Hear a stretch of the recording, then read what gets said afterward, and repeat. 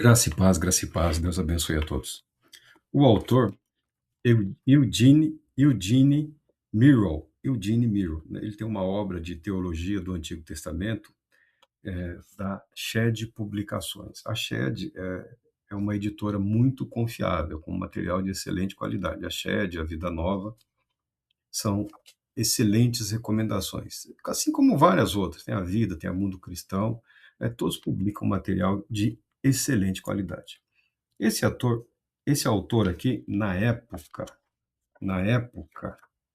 2012, que eu peguei esse livro pela primeira vez para dar uma lida, e esses livros eu lia e relia. Ele chamou a minha atenção porque ele é um autor ele é um teólogo bíblico, teologia bíblica. Eu sou um apaixonado pela teologia sistemática.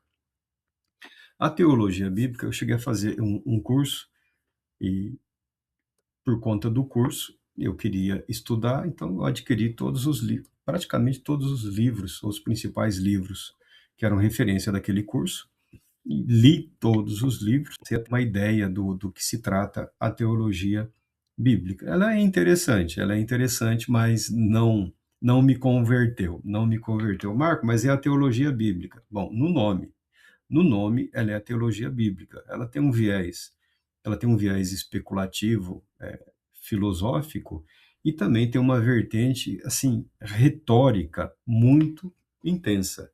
O que você percebe muito na teologia bíblica é a capacidade do autor em aplicar e explicar conceitos, convenientemente selecionados. Então, tem teologias bíblicas com base nos pactos, teologia dos pactos, teologia das alianças. Existem inúmeras abordagens para a teologia bíblica, tá? E esse autor aqui, ele chamou atenção por tentar construir ou apresentar a teologia bíblica, especialmente do Antigo Testamento, como uma autobiografia de Deus, uma autobiografia de Deus. Ele mesmo fala, não é inapropriado chegar ao ponto de considerar o Antigo Testamento como uma biografia, uma história de Deus nos tempos do Antigo Testamento. Ou, para ser ainda mais exato, o Antigo Testamento é uma autobiografia, pois carrega testemunho consistente de que Deus mesmo não só é o principal personagem da história, mas também o autor. Então, essa é a perspectiva que ele adotou. Esse é o ponto central, o MIT, que eles falavam lá, que muitos autores usam. Cada autor de teologia bíblica usa um ponto central, e a partir daquele ponto, daquele foco, ele vai desenvolver a sua obra, apresentando o que é encontrado, segundo ele, nos textos bíblicos, nos textos do Antigo Testamento. Marco, se você não é tão fã, porque você estuda para aprender, não tem como você acrescentar algo ao seu conhecimento se você só estuda aquilo que você gosta, é apaixonado, é aficionado. Corre sempre o risco de se tornar um repetidor de si mesmo, sem acrescentar informações, conteúdo ou elementos para o debate, elementos para o confronto, ou informação suficiente para ficar em paz com a verdade revelada por Deus em sua palavra. O autor, no desenvolvimento dessa ideia, ele vai passar por alguns tópicos na sua obra, alguns tópicos, por exemplo, a natureza de Deus, o caráter de Deus, a revelação de Deus, as obras de Deus, os propósitos de Deus e o reino de Deus. Ele começa pela natureza de Deus. Ora, eu, como alguém que é fã da teologia sistemática, já começaria pela espiritualidade de Deus. Deus é espírito. Deus é espírito pessoal, perfeitamente bom, que em santo amor cria, sustenta e governa todas as coisas. Deus é espírito e, por isso, é importante que os seus adoradores o adorem em espírito e em verdade. O texto, as palavras do Senhor já deixam evidente, já deixam claro. que o fracasso no relacionamento não diz respeito a qualquer limitação ou falta de interesse da parte de Deus em se comunicar com a sua criação.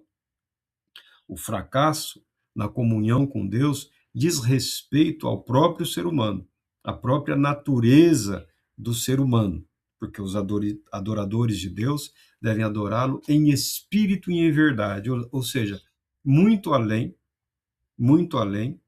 do que é comum a um ser criado, ao ser natural, ao homem natural. A espiritualidade de Deus, de alguma forma, precisa fomentar, precisa alimentar, precisa restaurar, ressuscitar ou renovar, ou, numa expressão bíblica, fazer renascer a espiritualidade do ser humano, para que a adoração seja verdadeira, seja em espírito e em verdade. Essas são as palavras de Jesus. E esses são os textos utilizados pela teologia sistemática. Deus é espírito, dizendo que Deus é totalmente diferente da matéria. Deus é totalmente diferente da sua criação, quer seja angelical, quer seja do universo criado. Deus é totalmente outro. Deus é absolutamente e infinitamente superior a todo o universo por ele criado, a todas as criaturas, todos os seres por ele criados. E nesse sentido, Deus é incompreensível. Então não existe um estudo de Deus, um estudo da pessoa de Deus. Mas a própria Bíblia declara, e a humanidade sempre assim se esforçou, o que de Deus se pode conhecer através da criação, através do universo, é nossa responsabilidade conhecer, estudar, para podermos glorificar a Deus pela sua infinita bondade e majestade. E também associado o que de Deus se pode conhecer através da criação e ao que Deus revelou, tem revelado desde o início da criação ao ser humano, porque Deus é o Deus que se revela, associando a revelação de Deus com o conhecimento possível, porém limitado e natural de Deus, nós temos a teologia. Nós temos a teologia, sempre deixando claro que não é Deus que é objeto de estudo, nunca foi, é ou será. Deus deve ser o alvo das nossas orações, da nossa adoração, tá bom? Mas o teólogo bíblico se propõe a desenvolver o tema da natureza de Deus.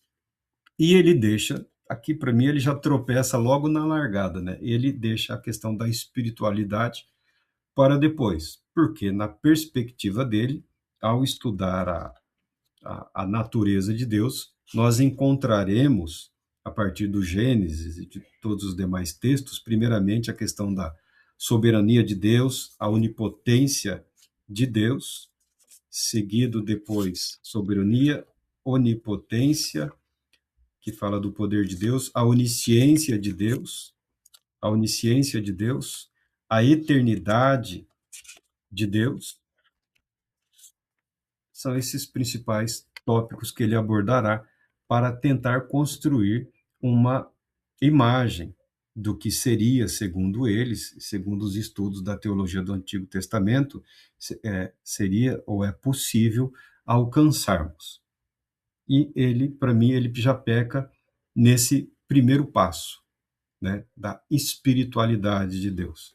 Por isso eu prefiro as obras de teologia sistemática, que elas abordam inúmeros tópicos de uma maneira mais exaustiva, levando até os seus limites. Mas é interessante termos uma ideia de como é desenvolvido essa teologia bíblica.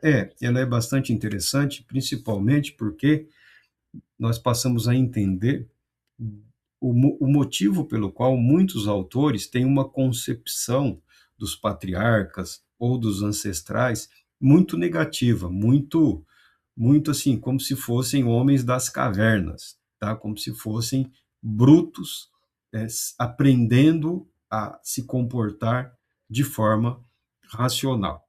Alguns teólogos, alguns filósofos têm essa visão do chamado mundo antigo, do mundo dos patriarcas, ou o mesmo anterior aos patriarcas, decorrente da limitação da abordagem teológica que eles fazem através das suas reconstruções dos textos bíblicos.